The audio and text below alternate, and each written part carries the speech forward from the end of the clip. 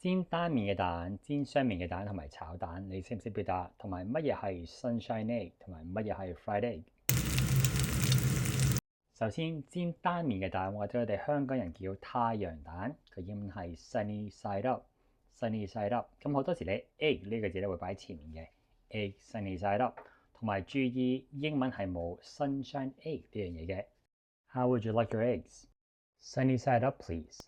I'd like my eggs sunny side up, please. 之後煎兩面嘅蛋，或者我哋香港人叫反蛋或者荷包蛋，英文最常見咧就係 over easy。over easy。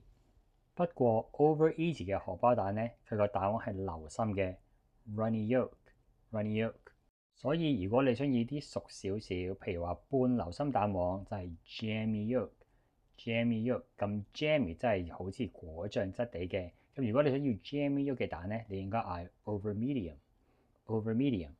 如果你想要一個全熟嘅蛋黃，就係 fully cooked yolk，你哋應該點 over hard。over hard。How would you like your eggs?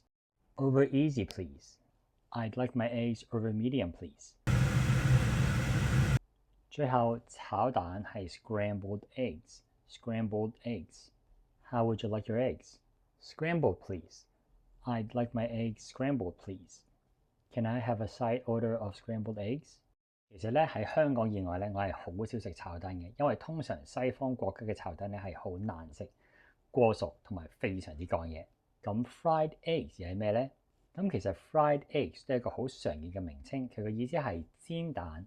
不過佢冇講係煎單面或者煎雙面，佢亦都冇講究竟個蛋黃係幾熟嘅。